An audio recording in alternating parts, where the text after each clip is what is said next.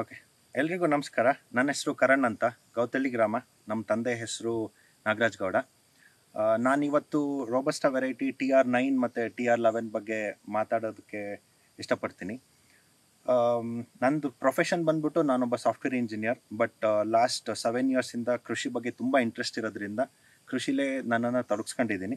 Basically ನನ್ನ ಒಂದು weekend farmer ಅಂತ ಬೇಕಾದ್ರೂ ಕರಿಬೋದು. ಬಟ್ ಲಾಸ್ಟ್ 1 ಇಯರಿಂದ ನಾನು ಫುಲ್ ಫ್ಲೆಡ್ಜ್ ಆಗಿ ಇಲ್ಲೇ ವರ್ಕ್ ಮಾಡ್ತಾ ಇದ್ದೀನಿ. ಟಿಪಿಕಲ್ ಆಗಿ ಸೀಡ್ ಸೆಲೆಕ್ಷನ್ ಅಂತ ಬಂದಾಗ ನಮ್ಮ ರೈತರು ಏನು ಮಾಡ್ತಾ ಇದ್ದೀವಿ ಅಂತಂದರೆ, ಇಲ್ಲ ಒಬ್ಬ ವೆಂಡರ್ ಹತ್ರ ತೊಗೊಳ್ತೀವಿ, ಇಲ್ಲ ನಮ್ಮ ತೋಟದಲ್ಲೇ ಸೀಡ್ಸ್ ತೊಗೊಳ್ತೀವಿ, ಇಲ್ಲ ಅಂತಂದರೆ ಒಬ್ಬರು ನರ್ಸರಿ ಹತ್ರ ಹೋಗ್ಬಿಟ್ಟು ಗಿಡ ತೊಗೊಳ್ತೀವಿ.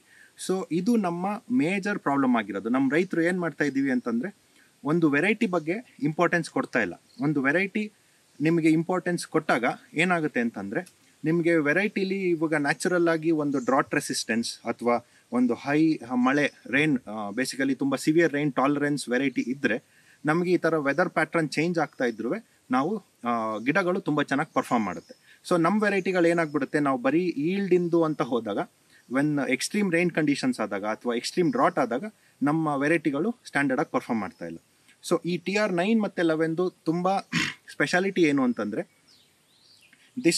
ಈ ವೆರೈಟಿ ಡಿರೈವ್ ಮಾಡಿದ್ದು ಡ್ರಾಟ್ ರೆಸಿಸ್ಟೆನ್ಸ್ ಮತ್ತು ಹೆವಿ ರೈನ್ಫಾಲ್ಗೆ ಕನ್ಸಿಸ್ಟೆಂಟಾಗಿ ಪರ್ಫಾರ್ಮ್ ಮಾಡೋದಕ್ಕೆ ಅಂತ ಹೇಳ್ಬಿಟ್ಟು ಈ ವೆರೈಟೀಸ್ನ ಡಿರೈವ್ ಮಾಡಿರೋದು ಅವರು. ಸೊ ಅದೇ ಥರ ಈ ಗಿಡಗಳು ನಂದು ಲಾಸ್ಟ್ ಒಂದು 8 ಇಯರ್ಸ್ ಹಿಂದೆ ತಂದಿರೋ ಸೀಡ್ಸು. ನಾನು ಈ ಗಿಡಗಳು 3 ಇಯರ್ಸ್ ಆಫ್ ಡ್ರಾಟ್ ನೋಡಿದೆ ಮತ್ತು 2 ಇಯರ್ಸ್ ಆಫ್ ಹೆವಿ ರೈನ್ಫಾಲ್ ನೋಡಿದೆ. In spite of that worst weather condition, the plants of performed ಕನ್ಸಿಸ್ಟೆಂಟಾಗಿ ಪರ್ಫಾರ್ಮ್ ಮಾಡಿದೆ.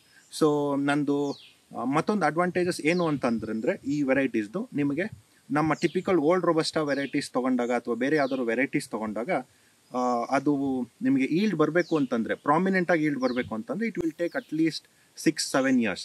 ಬಟ್ ಇದೆಲ್ಲ ಏನು ಅಂತಂದರೆ, ನಿಮಗೆ by 3rd year it will start growing.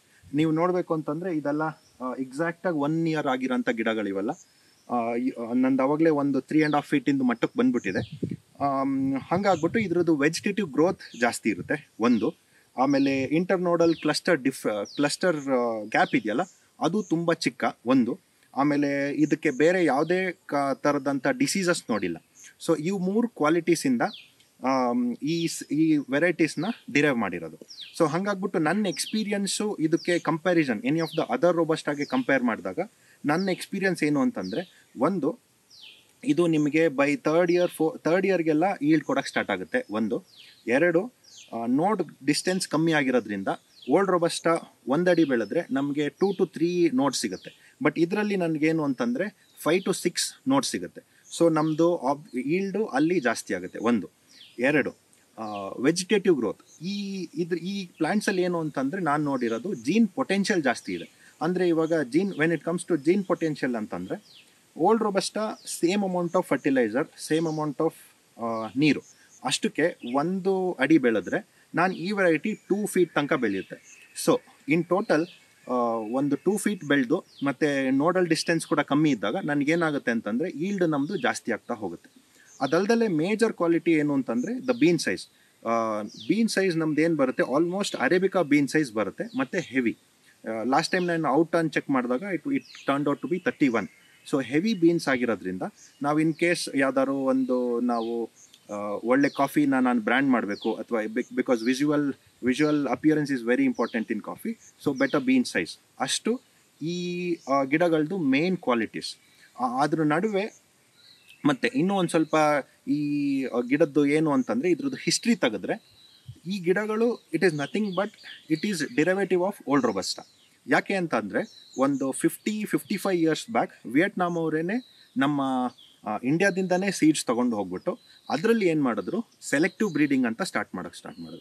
So selective breeding ಅಂತಂದರೆ, ಅವ್ರ ಗಿಡಗಳನ್ನ ನೋಡಿಬಿಟ್ಟು ಈ ಕ್ವಾಲಿಟೀಸ್, ಬೇಸಿಕಲಿ ಇದು close clusters, drought resistance, high rainfall resistance ಅಂತ ಈ ಕ್ವಾಲಿಟೀಸ್ನೆಲ್ಲ ನೋಟ್ ಮಾಡಿಕೊಂಡು ಒಂದು ಗಿಡಗಳನ್ನ ಪಿಕ್ ಮಾಡಿಬಿಟ್ಟು they will test it for 4 generations. ಅಂದರೆ ಒಬ್ಬ ರೈತರಿಗೆ ಕೊಡಬೇಕು ಅಂತಂದರೆ ಅದಕ್ಕೆ 4 ಜನರೇಷನ್ ಟೆಸ್ಟ್ ಮಾಡ್ತಾರೆ. ಟೆಸ್ಟ್ ಮಾಡಿಬಿಟ್ಟು ಆಮೇಲೆ ರೈತರಿಗೆ ಕೊಡ್ತಾರೆ. ಹಂಗಾಗ್ಬಿಟ್ಟು ದೀಸ್ ಆರ್ ಪ್ರೂವನ್. ಅದು ನಂದು ಮೇನ್ ಬ್ಲಾಕ್ ಮತ್ತೊಂದು ಕಡೆ ಇದೆ, ಅಲ್ಲಿಂದ ತೆಗೆದುಬಿಟ್ಟು ಮಾಡಿರೋ ಅಂಥ ಸೀಡ್ಸ್ ಇದು. This is the growth for almost 1 year. ನನ್ನ ಅನಿಸಿಕೆ ಪ್ರಕಾರ ಚೆನ್ನಾಗಿ ನೀವು ಒಳ್ಳೆ ಫರ್ಟಿಲೈಸರ್ ಉಪಯೋಗಿಸಿ ಆಮೇಲೆ ಪ್ರಾಪರ್ ನೀರಿಂದ ಅರೇಂಜ್ಮೆಂಟ್ ಎಲ್ಲ ಮಾಡಿಕೊಂಡು ಚೆನ್ನಾಗಿ ಮಾಡಿದ್ರೆ ಬೈ ಸೆಕೆಂಡ್ ಥರ್ಡ್ ಇಯರ್ ಎಲ್ಲ ನೀವು ಫುಲ್ ಫ್ಲೆಡ್ಜ್ ಈಲ್ಡ್ ತೊಗೊಂಡ್ಬಿಡ್ಬೋದು ಇದರಲ್ಲಿ. ಸೀಡ್ ಸೆಲೆಕ್ಷನ್ ಅಂತ ಬಂದಾಗ ನನ್ನ ಪ್ರಾಸೆಸ್ ಏನು ಅಂತಂದರೆ, ಬೇಸಿಕಲಿ ಇದೊಂದು ನಂದು 1 ಎಕರ್ ಏನಿದೆ, ಇದು complete 1 acre is a seed block farm. ಇದರಲ್ಲಿ ಮಾತ್ರ ನಾನು ಸೀಡ್ಸ್ ತೆಗೆಯೋದು. ನಾನು ಕಂಪ್ಲೀಟ್ TR9 ಮತ್ತು 11 ವೆರೈಟೀಸ್ ಮಾತ್ರ ಇಲ್ಲಿ ಪ್ಲಾಂಟ್ ಮಾಡಿರೋದು ಒಂದು. ಆಮೇಲೆ especially when it comes to robusta, ಅದು it's a cross pollinated. Unlike arabica ಆದರೆ ನಿಮ್ಮದು it's a self pollinating plant. But robusta ಆಗಿರೋದು ಕ್ರಾಸ್ ಪಾಲಿನೇಷನ್ ಆಗಿರೋದ್ರಿಂದ ನಂದು ಜೀನ್ ಮಟೀರಿಯಲ್ ತುಂಬಾ ಇಂಪಾರ್ಟೆಂಟ್. ಎಸ್ಪೆಷಲಿ ಈ ಜೀನ್ ಮಟೀರಿಯಲ್ ಅದ್ರದ್ದು ಸಬ್ಸಿಕ್ವೆಂಟ್ ಜನರೇಷನ್ಗೆ ಪಾಸ್ ಆನ್ ಆಗಬೇಕು ಅಂತಂದ್ರೆ ಈ ಬೇರೆ ಓಲ್ಡ್ ರೋಬಸ್ಟಾ ಆಗಲಿ CN2 ಆಗಲಿ ಕ್ರಾಸ್ ಪಾಲಿನೇಟೆಡ್ ಆಗಬಾರ್ದು. ಅದಕ್ಕೋಸ್ಕರ ನಾನು ಏನ್ ಮಾಡ್ತೀನಿ ಅಂತಂದ್ರೆ, ಟಿಪಿಕಲ್ ಆಗಿ ಈ 1 ಎಕರ್ ಬ್ಲಾಕ್ ಮಾತ್ರ ನಾನು ಫಸ್ಟಿಗೆನೆ ಬ್ಲಾಸಮ್ ಮಾಡಿಸ್ಬಿಡ್ತೀನಿ. ಅಂತಂದ್ರೆ when nobody else has blossom, ಇಲ್ಲಿ ಯಾರು ಬ್ಲಾಸಮ್ ಮಾಡಿರಬಾರ್ದು, ಅವಾಗ ಮಾತ್ರ ನಾನು ಮಾಡಬೇಕು. ಅವಾಗ ಏನಾಗುತ್ತೆ, ಜೇನು ಹುಳಗಳು ಬರೀ ಈ TR9 ಮತ್ತೆ 11 ಅಲ್ಲಿ ಮಾತ್ರ ಕೂತ್ಕೊಳ್ಳುತ್ತೆ, ಮತ್ತೆ ಅದನ್ನ ಕ್ರಾಸ್ ಪಾಲಿನೇಷನ್ ಮಾಡುತ್ತೆ. So it is a very important factor. ಮತ್ತೆ ಅದರಲ್ಲೂ ನಾನು ಏನ್ ಮಾಡ್ತೀನಿ, ಎಲ್ಲಾ ಗಿಡಗಳಲ್ಲೂ ಸೀಡ್ ಸೆಲೆಕ್ಟ್ ಮಾಡಲ್ಲ.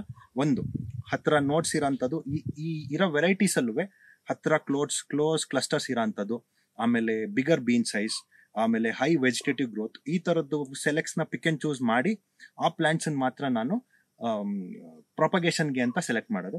If you look at this plant, ನನಗೆ ಇದ್ರದ್ದು ಮೈನ್ ಅಡ್ವಾಂಟೇಜಸ್ ಎಲ್ಲಿ ಬರುತ್ತೆ ಅಂತಂದ್ರೆ, ಇನ್ಕ್ಲೂಡಿಂಗ್ ಪ್ರೈಮರಿ ಆ್ಯಂಡ್ ಸೆಕೆಂಡ್ರಿ ಏನಾಗುತ್ತೆ, 1 2 3 4 5 6 7 8 9 10 11 12 13 14 15 16 17 18 19 20.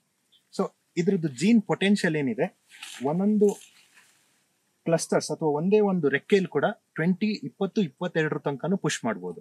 ಬಟ್ ನಾನು ಬೇರೆ ರೋಬಸ್ಟಾ ವೆರೈಟೀಸ್ ಅಲ್ಲಿ ನಾನು ಇಷ್ಟು ವೆಜಿಟೇಟಿವ್ ಗ್ರೋತ್ ನೋಡಿಲ್ಲ. ಮತ್ತೆ ವೆಜಿಟೇಟಿವ್ ಗ್ರೋತ್ ಮತ್ತೆ ರಿಪ್ರೊಡಕ್ಟಿವ್ ಗ್ರೋತ್ ಅವೆರಡನ್ನೂ ಬ್ಯಾಲೆನ್ಸ್ ಮಾಡೋ ಅಂತ ವೆರೈಟೀಸ್ ಇದೆ. ಸೊ ಇದು ನಂದು ಈ ವರ್ಷದ ಈಲ್ಡ್ ಆದ್ರೂ ಇದ್ರದ್ದು ಅದ್ರ ಜೊತೆಗೆ ವೆಜಿಟೇಟಿವ್ ಗ್ರೋತ್ ನ ಬ್ಯಾಲೆನ್ಸ್ ಮಾಡುತ್ತೆ. ಇವಾಗ ನೆಕ್ಸ್ಟ್ ಇಯರ್ಗೆ ನಾನು ನೋಡಿದ್ರೆ 1 2 3 4 5 6 7 8 9 10 11 12 13 14 15. ಸೊ 1 ಇಯರ್ಗೆ ಮತ್ತೆ ನೆಕ್ಸ್ಟ್ ಇಯರ್ಗೆ ಬ್ಯಾಲೆನ್ಸ್ ಆಗಿ ವೆಜಿಟೇಟಿವ್ ಗ್ರೋತ್ ಮತ್ತೆ ರಿಪ್ರೊಡಕ್ಟಿವ್ ಗ್ರೋತ್ ನ ಬ್ಯಾಲೆನ್ಸ್ ಮಾಡುತ್ತೆ. ಅದು ತುಂಬಾ ಇಂಪಾರ್ಟೆಂಟ್. ಟಿಪಿಕಲ್ ಆಗಿ ಬೇರೆ ವೆರೈಟೀಸ್ ಅಲ್ಲಿ ಅಥವಾ ಗ್ರೋತ್ ಪೊಟೆನ್ಷಿಯಲ್ ಇಲ್ಲ ಅಂತಂದ್ರೆ ಏನಾಗುತ್ತೆ ಅಂತಂದ್ರೆ, 1 ವರ್ಷ ಹೈ ಗ್ರೋತ್ ಕೊಟ್ಬಿಟ್ರೆ, ಹೈ ಈಲ್ಡ್ ಕೊಟ್ಬಿಟ್ರೆ, ನೆಕ್ಸ್ಟ್ ವರ್ಷಕ್ಕೆ ವೆಜಿಟೇಟಿವ್ ಗ್ರೋತ್ ಇರಲ್ಲ. ಸೊ ನಮ್ದು ಅವಾಗ ಕಾಫಿ ಏನಾಗೋಗ್ಬಿಡುತ್ತೆ, ಬೈ ಆನ್ಯುವಲ್ ಈಲ್ಡ್ ಆಗೋಗ್ಬಿಡುತ್ತೆ. ಅಂದ್ರೆ 2 ವರ್ಷಕ್ಕೊಂದು ಈಲ್ಡ್ ಆಗುತ್ತೆ. ಬಟ್ ಈ ವೆರೈಟಿಯಿಂದ ನಾನು ತುಂಬಾ ಅಡ್ವಾಂಟೇಜಸ್ ನೋಡಿರೋದು ಏನು ಅಂತಂದ್ರೆ, ಇಯರ್ ಆನ್ ಇಯರ್ ಗ್ರೋತ್ ಇರುತ್ತೆ. ನನಗೆ ಇಯರ್ ಆನ್ ಇಯರ್ ಗ್ರೋತ್ ಇರುತ್ತೆ ಮತ್ತೆ ಈಲ್ಡ್ನು ಬ್ಯಾಲೆನ್ಸ್ ಮಾಡುತ್ತೆ. ಸೊ ಹಂಗಾಗಿರೋದ್ರಿಂದ ಒನ್ಸ್ ಇಟ್ ಸ್ಟಾರ್ಟ್ಸ್ ಈಲ್ಡಿಂಗ್, ಒಂದು 3rd ಇಯರ್ ಇಂದ ಈಲ್ಡ್ ಮಾಡಕ್ ಸ್ಟಾರ್ಟ್ ಮಾಡಿದ್ರೆ ಇಟ್ ವಿಲ್ ಒಂದು ಆಫ್ ಇಯರ್ ಆನ್ ಇಯರ್ ಅನ್ನೋ ಕಾನ್ಸೆಪ್ಟ್ ಇರಲ್ಲ. ಇದರಲ್ಲಿ ಕಂಟಿನ್ಯೂಸ್ ಆಗೇನೆ ಈಲ್ಡ್ ಮಾಡಕ್ ಸ್ಟಾರ್ಟ್ ಮಾಡುತ್ತೆ.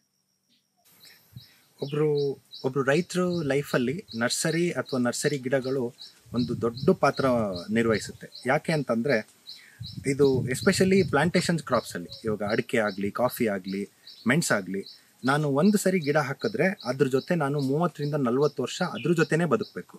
ಸೊ ಆ ಜೀನ್ ಮಟೀರಿಯಲ್ ಸರಿಯಾಗಿರೋದು ಹಾಕ್ಲಿಲ್ಲ ಅಂತಂದ್ರೆ, ಅಂದ್ರೆ ಆ ಜೀನ್ಸ್ ಅಲ್ಲಿ ಬೇಸಿಕಲಿ ಆ ಗಿಡದ ಜೀನ್ಸ್ ಅಲ್ಲಿ ಹೈ ಈಲ್ಡಿಂಗ್ ಪೊಟೆನ್ಷಿಯಲ್ ಇಲ್ಲ ಅಂತಂದ್ರೆ, ಅಥವಾ ನಾವು ಯಾವುದೋ ಒಂದು ವೆರೈಟಿ ದಾರಿಲಿ ಸಿಕ್ತು ಅಥವಾ ನರ್ಸರಿಯನ್ನು ಹಾಕಿದ್ದ ಅಂತ ಹಾಕಿದ್ರೆ ನಮಗೆ ಲಾಂಗ್ ರನ್ ಅಲ್ಲಿ ಸಸ್ಟೈನ್ ಮಾಡೋದು ತುಂಬಾನೇ ಕಷ್ಟ ಆಗುತ್ತೆ. ಸೊ ನಮ್ಮ ಪ್ಲಾಂಟ್ಸ್ ಅಲ್ಲಿ ಜೀನ್ ಮಟೀರಿಯಲ್ ಕರೆಕ್ಟ್ ಆಗಿರೋದು ತಗೊಂಡ್ರೆ ನಾವು ಲಾಂಗ್ ಟರ್ಮ್ ಅಲ್ಲಿ ತುಂಬಾನೇ ಹೆಲ್ಪ್ ಆಗುತ್ತೆ. ಈ ಕನ್ಸಿಸ್ಟೆಂಟ್ ಆಗಿ ಈಲ್ಡ್ ತೆಗಿಬೋದು. ಮೈನ್ ನಮ್ಮ ಫಾರ್ಮರ್ಸ್ ಲೈಫಲ್ಲಿ ಸಸ್ಟೈನಬಿಲಿಟಿ ಬೇಕು ಅಂತಂದ್ರೆ ಕನ್ಸಿಸ್ಟೆಂಟ್ ಆಗಿ ಈಲ್ಡ್ ಮಾಡೋ ಅಂಥದ್ದು. ಪ್ರತಿ ವರ್ಷನೂ ನನಗೆ ಕನ್ಸಿಸ್ಟೆಂಟ್ ಆಗಿ ಈಲ್ಡ್ ಇತ್ತು ಅಂತಂದ್ರೆ ನಾನು as a farmer I can sustain. ಇಲ್ಲ ಅಂತಂದ್ರೆ ತುಂಬಾನೇ ಕಷ್ಟ ಆಗೋಗುತ್ತೆ. ಅದಕ್ಕೋಸ್ಕರ ಎಲ್ಲರೂ ಆಗಲಿ ನೀವೇ ಸ್ವಂತವಾಗಿ ಸೀಡ್ ಸೆಲೆಕ್ಟ್ ಮಾಡಿದ್ರು ನೀವು ಜೆನ್ಯೂನ್ ಮಟೀರಿಯಲ್ ತಗೊಳ್ಳೋದು ತುಂಬಾ ಇಂಪಾರ್ಟೆಂಟ್. ಹಂಗಾಗ್ಬಿಟ್ಟು ನಾನು ಇದು ಸೀಡ್ಸ್ ಮಟೀರಿಯಲ್ ಮಾಡಿರೋದು ಏನಕ್ಕೆ ಅಂತಂದ್ರೆ, as a farmer, even I being a farmer and I being educated, ತುಂಬಾ ಹೆಲ್ಪ್ ಆಗಲಿ ಅಂತ ಹೇಳ್ಬಿಟ್ಟು ಈ ಸೀಡ್ ಮಟೀರಿಯಲ್ ಮಾಡಿರೋದು. You can come and visit my estate any time. ನಾನು I will be always ready to show anything and I am very happy to be part of this. Thank you.